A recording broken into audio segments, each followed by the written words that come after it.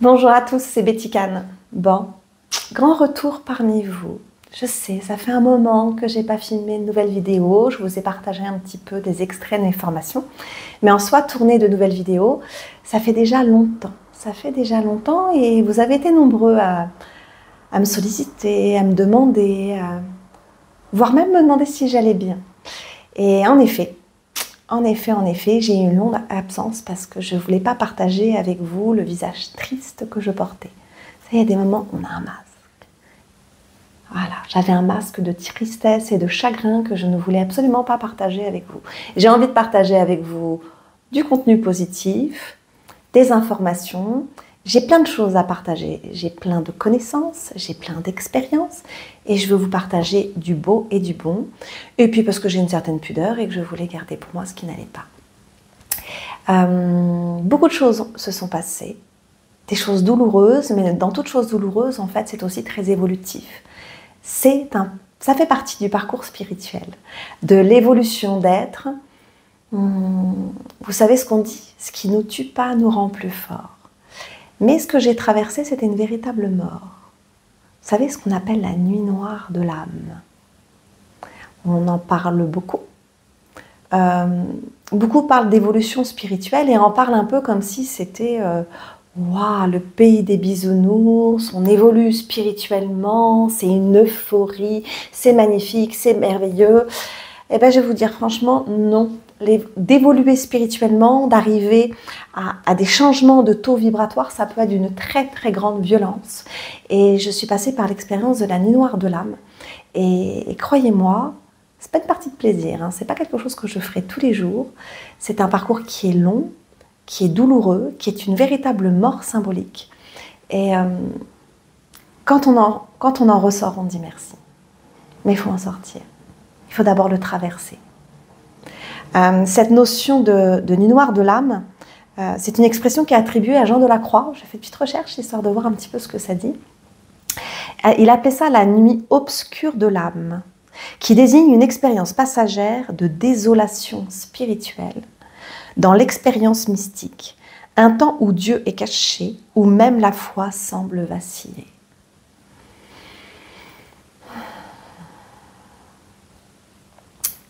La mienne a duré 7 ans.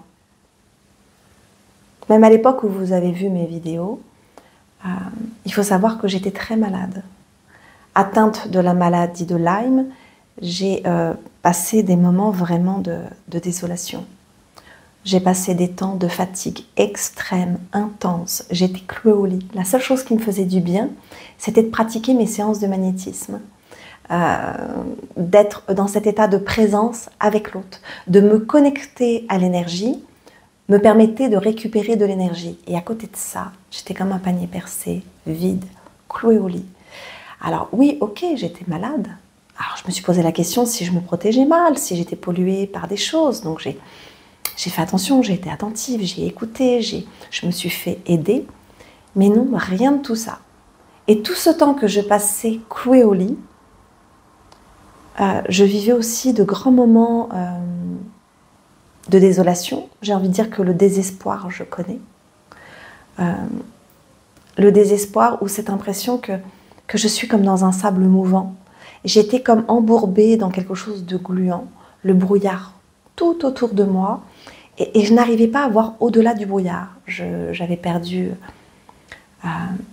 il y avait des jours où je ne savais plus écrire, je n'arrivais pas à penser, je n'arrivais pas à réfléchir à ce que j'avais préparé comme repas le soir. Au lendemain, c'était encore pire. J'avais des moments de brouillard très très épais. Mais c'était des moments aussi de repliement sur soi, entre moi et moi. Et à côté de ça, des expériences mystiques très fortes. Des sens qui se décuplaient. J'entendais plus fort. J'étais facilement éblouie par la lumière, les sons résonnaient plus fort, mes séances pouvaient être très intenses. Alors pareil, quand j'animais mes formations, je me connecte, je reste connectée. Je suis connectée et là, ça se passait plutôt bien, mais en dehors de ma vie de tous les jours, et on m'amenait à me poser et me reposer et intérieurement, j'ai évolué énormément. Mais dans un état de désespoir où j'avais le sentiment que que tout ce qui n'allait pas, en fait, ne bougeait pas. J'étais comme embourbée. Et dans un brouillard où je ne voyais pas non plus où, dans ma vie, je devais effectuer des changements. Sur un point de vue professionnel, tout continuait d'évoluer. Toujours du monde, toujours de la sollicité. J'étais toujours très sollicitée, des gens contents. Malgré mes états de fatigue, ma maladie, mon agenda toujours rempli, alors que bien souvent, quand on n'est pas apte physiquement ou quand notre lieu est pas assez propre, pas assez nettoyé, l'agenda se vide. Ça a toujours été pour moi. Et ça fait quand même 13 ans que je pratique. Mais là, non, non, non. Rien ne bougeait dans mon travail, dans la place que je prenais vis-à-vis des autres. Rien ne bougeait. Mais par contre, un état de détresse, un état de désarroi où rien n'évoluait. On m'a détecté quand même une quinzaine de bactéries. Je ferai une autre vidéo qui parle un peu plus de la maladie de Lyme pour vous parler un petit peu de comment j'en suis sortie. Parce que ça peut aider beaucoup de gens et comment le magnétisme peut apporter et aider aussi dans ce genre de pathologie. Donc je prévois de vous faire une autre vidéo. Mais là, ce que j'aimerais, c'est parler plutôt de la nuit noire de l'âme, de cet éveil spirituel, cette évolution spirituelle et de cet état de résilience. C'est vraiment le sujet que j'aimerais aborder là, qui n'est pas un sujet facile, parce que j'en sors tout juste, ça fait à peine quelques mois. Donc vraiment cet état de détresse où je suis comme embourbée, un désespoir profond, et là me vient, voilà, j'ai des visions, le désert, comme un appel. C'est comme si j'entends mon âme hurler. Une détresse intérieure, mais personne autour ne semble s'en rendre compte. Une errance médicale, je prends des tas de traitements qui ont aussi beaucoup d'effets secondaires, des crises. Et en fait, vraiment un nettoyage. J'ai une quinzaine de bactéries. J'ai notamment chaque bactérie raconte des choses différentes. Donc il y avait un truc qui était dans mon ventre qui amenait à travailler les mémoires de viol de ma lignée familiale. Vraiment des gros nettoyages comme ça qui se faisaient au fur et à mesure. Des étapes de nettoyage et de purification, et en même temps énormément de vision. Jusqu'à un moment donné où j'ai eu une reconnexion avec ma flamme jumelle. Alors si vous ne connaissez pas le sujet, je vous invite à aller voir un petit peu ce que c'est, puis ceux qui connaîtront sauront reconnaître, mais je n'ai pas non plus envie de trop m'étaler sur le sujet là maintenant, mais c'est un parcours spirituel. Où là, mon jumeau, c'est comme s'il entendait mon désespoir, ma flamme jumelle, c'est comme si elle entendait mon désespoir et qu'elle vient, et là, c'est les voiles qui se lèvent, c'est vraiment ça. Comme si le brouillard se lève et là, tout se remet en question. Tout se remet en question. C'est-à-dire cette perte de foi où j'ai l'impression d'être complètement abandonnée. Là, d'un seul coup, c'est comme si... comment dire, la présence divine se montre au travers du jumeau, mais aussi au travers de plein de choses qui se passaient dans ma vie. Ce désamour que j'avais pour moi-même, qui était en lien avec mon enfance, avec une histoire, avec l'autre aussi, avec l'autre, parce que ça m'a amené aussi à un divorce, qui n'est pas forcément la responsabilité de l'autre, mais des blessures intérieures qui sont là. Et la reconnexion avec la flamme jumelle, c'est ça. Ça a été une continuité de nettoyage. J'ai eu un nettoyage d'abord physique, par cette maladie systémique qui faisait que j'étais pleine d'une quinzaine de bactéries, que chaque bactérie m'amenait à travailler, à nettoyer des mémoires qui étaient familiales et karmiques. Et après, la reconnexion avec la flamme jumelle qui amenait à nettoyer les blessures de l'âme. Et on passe partout. Déjà, c'est le voile qui se lève et une remise en question de toute sa foi, de toutes ses croyances. C'est comme si tout s'écroule. Comme si la scène de théâtre de ma vie s'effondrer et s'écrouler. La seule chose qui ne bougeait pas, c'était mon parcours alors professionnel, même si pour moi c'est pas seulement un travail, mais d'avoir la confirmation d'être sur le bon chemin. Je fais ce qu'il y a à faire et il faut que je continue d'avancer, d'être praticienne, d'être initiatrice, je ne me prétends pas formatrice, mais plutôt initiatrice. Et j'ai encore énormément de connaissances à partager. Ça fait partie de mes capacités. Je suis comme un puits d'informations sans fond. J'ai accès à énormément de connaissances et de savoir. Et on me demande de tout déposer. Mais il y a un moment donné, en fait, Je n'arrivais plus à bouger parce que la vie dans laquelle j'étais me ralentissait et qu'il fallait nettoyer, m'alléger, nettoyer tout ce qui pouvait m'empêcher, que ce soit des choses que je portais à l'intérieur de mon corps, que ce soit des mémoires, que ce soit des émotions, des traumatismes de moi-même, de ma propre existence, de ma propre vie. J'ai traversé tout ça au travers l'autre, au travers des autres. Et puis, à un moment donné, en fait, j'ai appris quoi? Que la maladie de Lyme n'était plus présente, que j'avais une hypothyroïdie Hashimoto, j'étais pas au courant, donc je ne pouvais pas l'interpréter. Donc pareil, un voile qui se lève et qui me fait dire, là, il faut que tu bouges, il faut qu'il y ait des choses qui changent. Et là, les plus grandes décisions à prendre, avoir du courage pour sortir de l'obscurité. J'ai cru mourir. Littéralement, les décisions que j'ai dû prendre, ce qu'a activé ma flamme jumelle en disparaissant, parce que clairement, c'est ce qui se passe, c'est qu'à un moment donné, elle disparaît.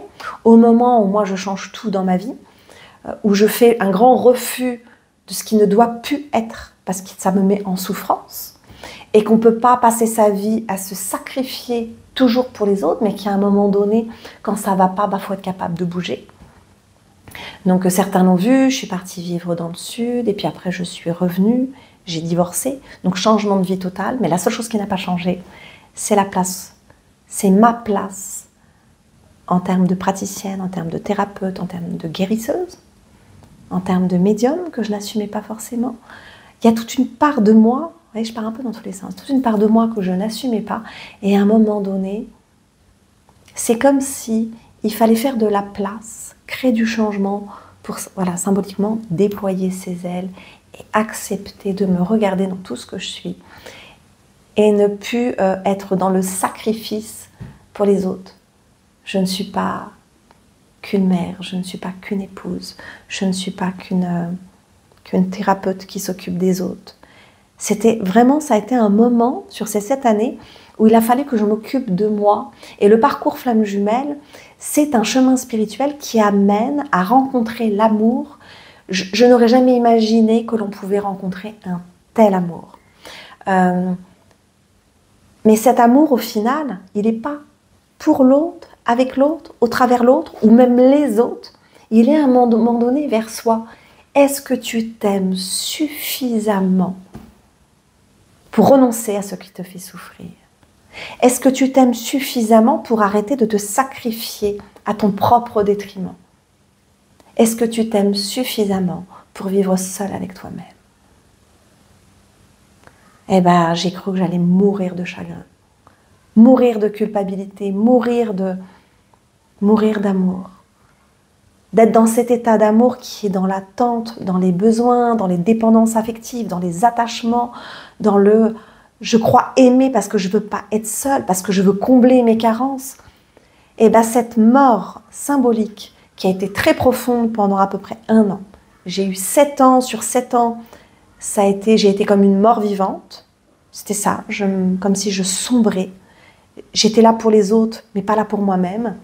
Et pendant 1 an, ça a été vraiment une mort à soi, seule avec moi-même, en train de mourir à moi-même. Eh bien, Dieu merci. Je remercie aujourd'hui. Je remercie aujourd'hui cette nuit noire de l'âme, parce qu'aujourd'hui, les voiles, le brouillard s'est dissipé et je vois plus clair vis-à-vis de moi-même. Je savais que j'étais faite pour m'occuper des autres, que mon chemin spirituel était de m'occuper des autres, que je devais servir. Pour moi, pratiquer le magnétisme était un véritable acte religieux. Je servais le divin, je servais Dieu, je prends soin des autres, je fais preuve de compassion, je révèle aux gens, les aider à comprendre leurs souffrances, je révèle aux gens leur capacité à prendre soin des autres, à guérir les autres. Et plus je le fais, aujourd'hui il y a des gens, mais j'ai vendu des formations en ligne et j'ai formé en présentiel plus de 800 personnes, mais au travers le monde, j'apprends aux gens à prendre soin des autres. J'étais très contente, très satisfaite de ça, mais j'oubliais de me servir moi-même, de recevoir pour moi. Et ça, c'était une évolution. et de m'accueillir dans tous mes aspects. Je faisais en sorte d'être pas trop ceci, d'être pas trop cela, pour pas déranger, pour pas ceci, pour pas cela, de pas prendre trop de place, de donner ce qu'on me demande, d'être toujours en train de servir, d'être au service. Et moi? Et moi? Posez-vous vous-même la question. Et vous? Et moi, à quel moment je me sers? J'ai été terriblement malade, clouée au lit, et il n'y avait personne qui me servait. Je n'avais pas le choix. Je devais me lever, je devais servir tout le monde, alors que je mourais à l'intérieur tellement j'étais mal, tellement j'étais pas bien. Mais comme ça ne se voit pas, les gens ne considèrent pas. Personne ne s'est rendu compte à quel point je souffrais intérieurement. Et aujourd'hui, je vais mieux. Aujourd'hui, je vais mieux. J'ai été une femme, moi qui étais à l'origine une femme très joyeuse. Quand j'étais jeune, on m'appelait le rayon de soleil. J'ai été une femme d'une tristesse. Aujourd'hui, je vais bien. Aujourd'hui, j'ai le sourire, mais j'ai le cœur qui sourit, tout qui sourit. Mon esprit sourit. Mes sens sont en éveil. Et j'en étais à croire, à maudire mes dons, parce que je percevais trop de choses et je révélais trop de choses aux gens qui étaient autour de moi. Et ça les mettait en souffrance. Quand d'autres, dans mon cabinet, mes élèves, ça les faisait grandir. Mon jumeau, ce que j'ai pu réveiller chez lui, j'en étais à un point de désamour vis-à-vis de moi-même où je ne voyais pas le meilleur de moi-même. Et aujourd'hui, à nouveau, j'arrive à sourire avec le cœur, à être imprégnée de cet amour. C'est comme si, voilà, ma lumière avait disparu, mon jumeau me l'a montré, et quand il est parti, il l'a emmené. Et mon challenge, là, pendant 1 an, dans une vie seule, assez reclus, renfermée sur moi-même, et plus par la maladie, il m'a fallu ouvrir ce regard intérieur vis-à-vis de moi-même et accueillir, d'entendre tout ce que je pouvais entendre, de voir tout ce que je pouvais voir, de ressentir tout ce que je pouvais ressentir, de m'accueillir dans tout ce que je suis, mais surtout d'accueillir cet amour divin qui n'était pas réservé qu'à être au service de l'autre ou en lien avec l'autre, mais de pouvoir le percevoir partout et dans tout. J'ai cru que plus jamais je pourrais aimer comme j'ai pu aimer, mais en fait si. Chaque instant de notre existence peut être fait avec beaucoup d'amour. Cet amour et cette bienveillance, ça peut être exprimé à chaque instant. Et si vous êtes curieux de comprendre ça, le parcours de flamme jumelle, ce genre de choses, il n'y a qu'un seul livre, moi, que je vous conseillerais, c'est Soufi, mon amour. Qui est l'histoire de Rumi et de Shams de Tabriz. Et qui parle de ce parcours spirituel où on découvre ce qu'est l'amour véritable, l'amour inconditionnel, l'amour divin. On peut le rencontrer au travers d'un amant, d'un amoureux, d'un ami, une amie, d'un partenaire spirituel, d'un maître spirituel. On peut rencontrer cet état d'amour qui vient nous envahir jusqu'à nous consumer et avoir l'impression qu'on va mourir d'amour pour au final s'en remplir, l'incarner totalement et le servir, mais aussi s'en servir. C'est pas que pour les autres.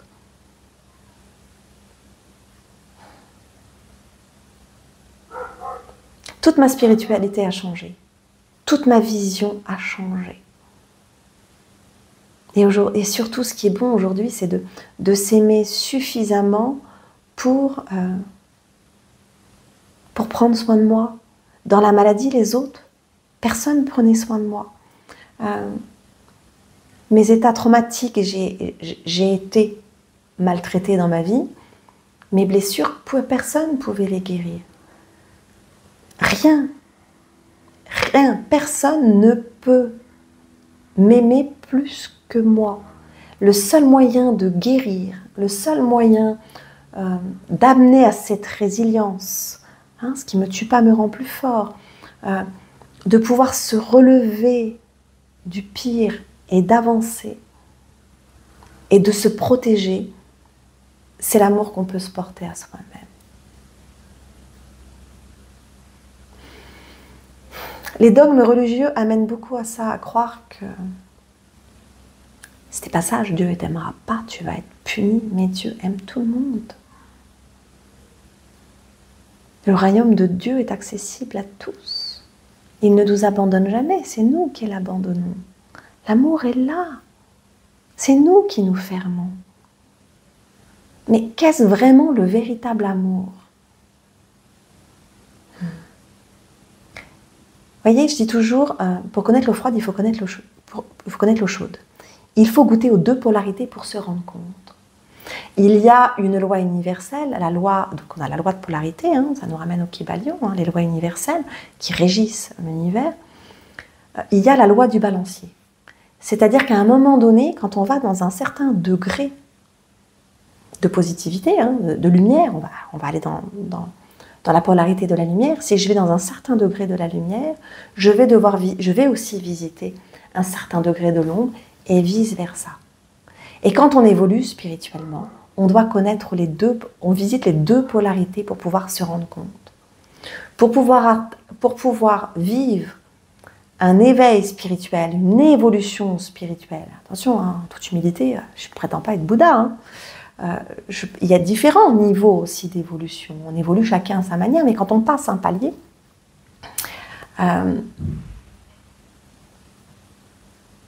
pour vraiment se sentir vivant, il faut mourir.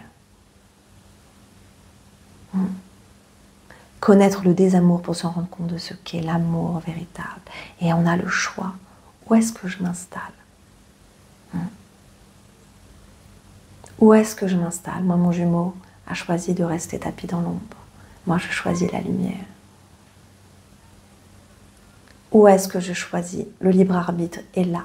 Mais pour avoir le libre arbitre, il faut sortir de la polarité. Et pour sortir de la polarité, il faut s'élever, prendre de la hauteur. Vous voyez, prenez un triangle. C'est vraiment en bas que se situent les polarités. Plus je prends de la hauteur, c'est ça l'éveil spirituel, plus je prends de la hauteur et plus je sors de la polarité. Et on a le choix. On a le choix. Dieu nous a donné le libre arbitre. Ça ne veut pas dire que c'est facile, mais Dieu nous a donné le libre arbitre et met sur notre chemin des guides qu'on ne voit pas forcément, qu'on n'entend pas forcément. Alors ces guides, ça peut être des personnes, ça peut être des animaux, ça peut être des enfants. Moi, ma fille a été un véritable guide pour me montrer, regarde ce que tu ne vois pas. Ça peut être des guides qui ne sont pas là non plus. Enfin, pas là, qui ne sont pas palpables. Je parle des anges, je parle... Peut-être à l'occasion, je vous en parlerai des expériences mystiques que j'ai pu rencontrer tout au long de ma vie, et notamment ces dernières années. Mais je vais vous schématiser ce qu'est pour moi l'évolution spirituelle. L'évolution spirituelle se fait d'une manière, alors oui, montant, mais en forme de spirale. D'accord ? L'énergie fonctionne en manière... Tout se reflète d'une manière spiralaire qui évolue comme ça.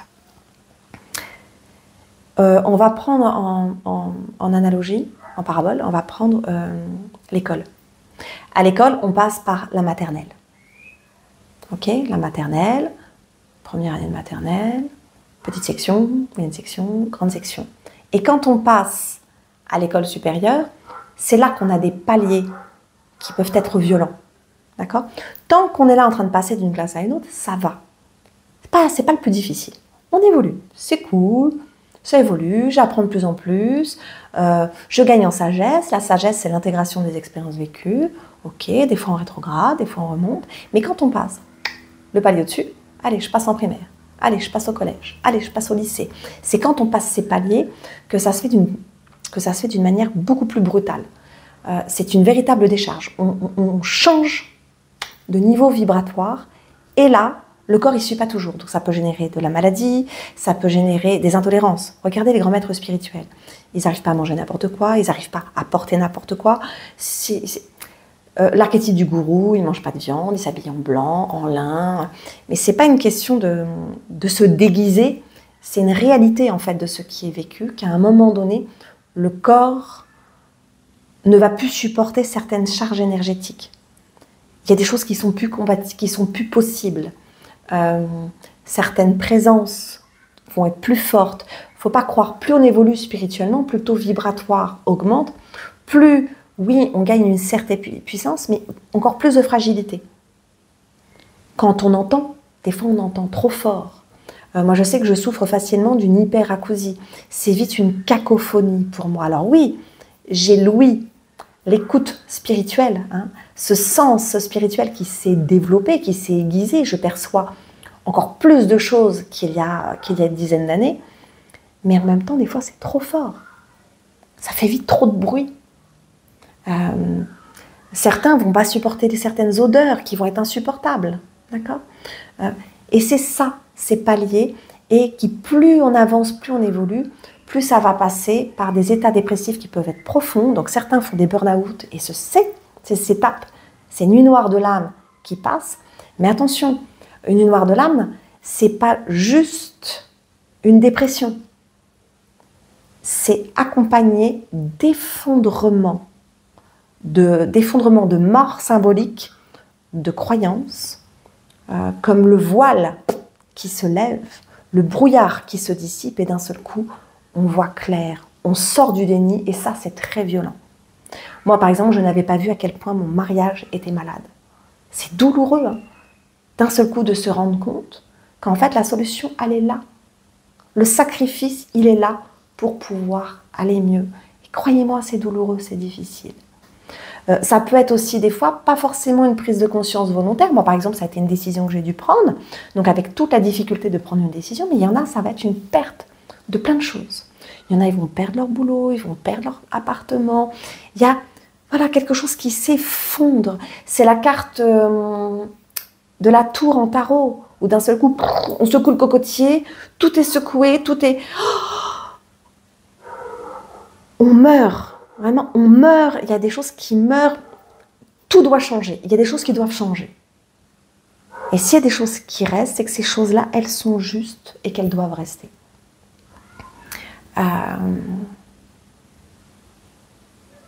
Quoi vous dire d'autre? Elle n'était pas facile à faire pour moi cette vidéo parce qu'elle est très intime. Je n'ai pas envie de m'étaler non plus sur tout, on verra. Il y a des choses que j'aimerais partager aujourd'hui sur mes vidéos. Mais des choses, voilà, c'est pas raconter ma vie pour me raconter ma vie, hein. C'est de partager pour vous permettre aussi de vous reconnaître, partager une expérience que ça peut vous servir. S'il y a certains qui ont besoin d'être accompagnés, vous pouvez venir en voir en consultation par exemple, hein. Que ce soit sur des éveils spirituels. Alors éveil spirituel, confondez pas, hein. C'est pas parce que vous avez des sens spirituels qui se développent que c'est forcément un éveil spirituel, d'accord? C'est pas parce que ça y est, je développe ma médiumnité, mon magnétisme, que c'est un éveil spirituel. Non, c'est pas seulement ça. Il y a une sagesse, une compréhension qui va être là, une certaine maturité qui va être là, d'accord? Et si vous avez besoin d'être accompagné, oui. Oui, c'est pour ça aussi qu'on fait ce genre de vidéos. Les gens souvent me disent, je me reconnais en vous, Betty. C'est pour ça que je viens me former avec vous. Et bien, voilà, c'est ça l'idée. C'est pas faire des vidéos pour raconter ça live, c'est faire des vidéos... Parce que si moi j'ai survécu à ça, vous pouvez survivre. Et si moi aujourd'hui je suis une accompagnatrice, une initiatrice, c'est que mon expérience, mes connaissances, la sagesse que j'ai acquise, je la mets à disposition parce que je sais de quoi je parle. Je peux vous accompagner dans votre propre parcours parce que c'est un parcours dans lequel on peut être très seul. Et moi, grâce à Dieu, je n'ai pas été seule. J'ai eu de belles rencontres. J'ai des gens qui ont été là et qui m'ont sauvé la vie. Parce qu'il faut avoir un sacré mental, hein, pour ne pas se laisser mourir véritablement, en fait, dans cet état-là. Il faut avoir suffisamment la foi, d'amour, et Dieu met sur notre chemin les bonnes personnes. Les plans de Dieu sont toujours justes. On met sur notre chemin. Il met sur notre chemin. Le divin, appelez-le comme vous voulez, c'est que des synonymes, tout ça. Vous voyez, ça fait partie de mon chemin spirituel. J'étais partie sur une voie plutôt bouddhiste parce que je ne voulais pas voir Dieu. Aujourd'hui, ma vision religieuse que je n'osais pas accueillir, c'était là mais je n'osais pas l'accueillir, comme si je ne méritais pas. Aujourd'hui, je l'accueille pleinement. Je n'ai aucune gêne à parler de Dieu. Mais qu'on dise Dieu, le divin, la source, ce ne sont que des synonymes et parfois une manière de détourner son regard de ce qui est.